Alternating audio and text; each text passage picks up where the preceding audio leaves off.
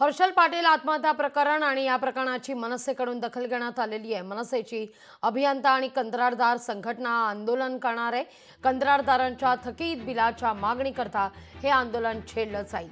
सांगलीच्या तांदुळवाडी इथला कंत्राटदार हर्षल पाटील यांच्या आत्महत्येची मनसेकडून दखल घेण्यात आलेली आहे।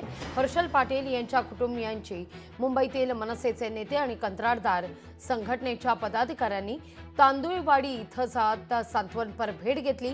लवकरच कंत्राटदारांची थकीत देणं आणि हर्षल पाटील आत्महत्या संदर्भात राज ठाकरेंची भेट घेणं हे प्रमुख उद्देश असतील। मनसेच्या काही पदाधिकाऱ्यांसमोर महाराष्ट्रभर कंत्राटदारांच्या थकीत बिलाच्या मागणीकरता राज्यव्यापी आंदोलन उभारण्यात येईल असं देखील मनसेच्या अभियंता आणि कंत्राटदार संघटनेकडून स्पष्ट करण्यात आलं आहे।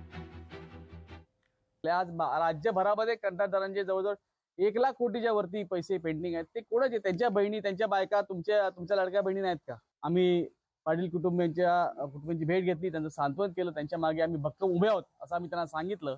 आणि यापुढे पुढच्या आठवड्यातच सन्मान राजसाहेबांची भेट आमची होणार आहे, त्यांनी वेळ दिलेली आहे। आणि हा विषय महाराष्ट्राच्या कानाकोपऱ्यात कसा जाईल आणि अगदी मग कुठचाही कंत्राटदार असो त्या कंत्राटचा एकही रुपया राहणार नाही याची आम्ही साहेबांच्या तर्फे आम्ही पूर्ण आंदोलन करणार आहोत महाराष्ट्रभर आणि हा विषय लोकांपर्यंत पोहोचवणार आहोत।